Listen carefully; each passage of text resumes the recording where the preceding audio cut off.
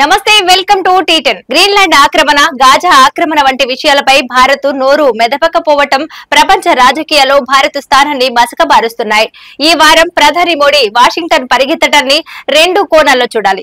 అధ్యక్షుడు ట్రంప్ నుండి ఆహ్వానం అందుకున్న తొలి ముగ్గురు దేశాధినేతల్లో మోడీ కూడా ఒకరిని మనము తృప్తిపడటం ఒకటి.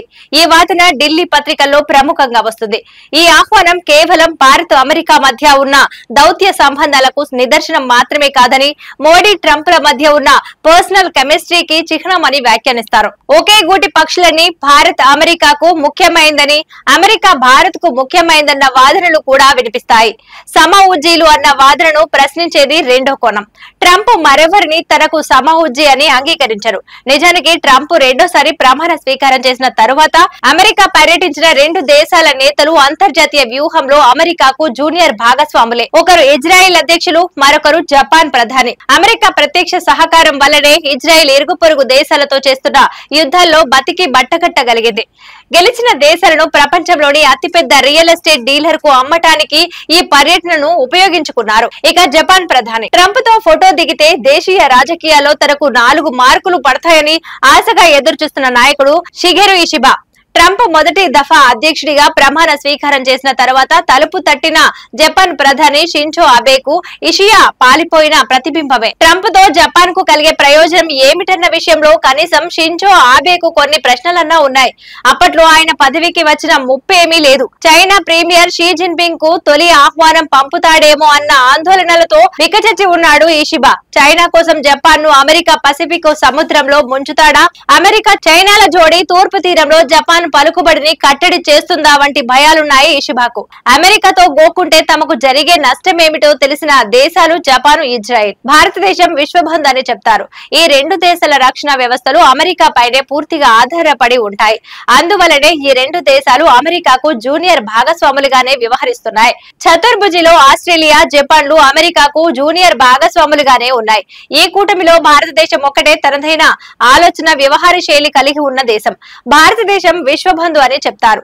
ఏమి ఆలోచించినా, ఏమి చేసినా దేశవాళీ శైలిలోనే చేస్తుంది. ప్రాదేశిక సమగ్రతను కాపాడుకునే ప్రయత్నంలో 1-2 సార్లు ఇతర దేశాల సహకారాన్ని తీసుకున్నా స్థూలంగా వ్యూహాత్మక స్వయం ప్రతిపత్తిని పాటిస్తుంది.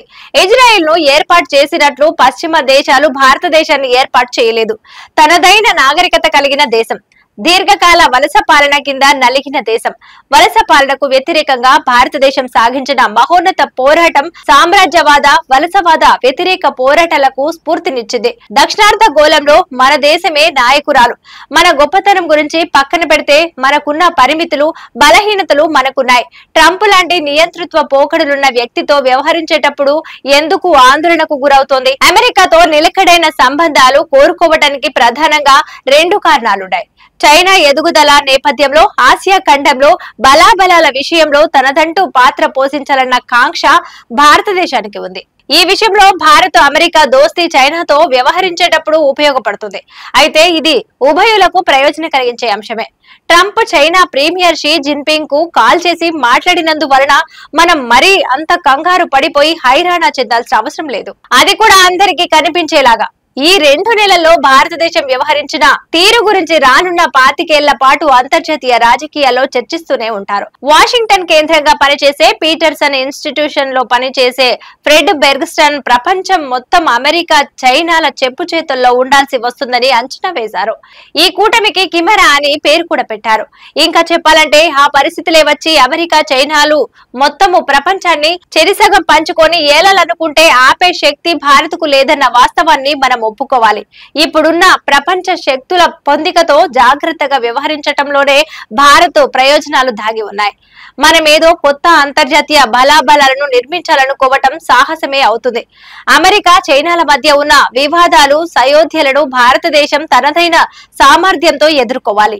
ఈ పరిస్థితుల్లో అమెరికా మనకు మిత్రదేశమే అని చెప్పుకునే ప్రయత్నంలో హడావిడిగా అమెరికా పరిగెత్తటం, దానికోసం ఆందోళన చెందటం అవసరం లేని వ్యవహారం. అంతర్జాతీయ వాణిజ్య వాణిజ్య యుద్ధాలకు తెరతీయటానికి ట్రంప్ సిద్ధం కావటం భారతదేశం ఆందోళనకు మరో కారణం. అమెరికాతో భారతదేశానికి ఉన్న వాణిజ్యం వలన మన వాణిజ్య లోటు భారీ ఎత్తున పెరిగే ప్రమాదం ఏమీ లేదు. వాణిజ్యోత్పత్తులపై దిగుమతి సుంకాలు విధించిన మన దేశం నుండి అమెరికాకు ఎగుమతవుతున్న సేవా రంగంపై అమెరికా ఆధారపడక తప్పదు. సేవా రంగ వాణిజ్యము విషయంలో రెండు దేశాలకు సమాన పాత్ర ఉంది. ఒకరికొకరు కావాల్సిందే. అమెరికాలో కూడా భారతదేశానికి చెప్పుకోదగ్గ స్థాయిలో లాబింగ్ శక్తి ఉంది. ట్రంప్ చుట్టూ ఉన్న సహస్ర కోటీశ్వరులే భారతదేశపు సాంకేతిక సామర్థ్యంతో ప్రయోజనం పొందుతున్నారు. అమెరికా గురించి మాట్లాడుకునేటప్పుడు భారతీయులకు వీసాలు, సాంకేతిక పరిజ్ఞానం బదిలీ కీలకమైన అంశాలుగా ఉంటాయి. ఇది కూడా ఇద్దరికి ప్రయోజనం కలిగించేదే. ఒక్క భారతదేశానికే కాదు. అందువల్ల వీసాల సంఖ్య పెంచటానికో, సాంకేతిక పరిజ్ఞానం సంపాదించుకోవటానికో శ్వేత సౌధం ముందు పడిగాపులు గాయాల్సిన అవసరం లేదు.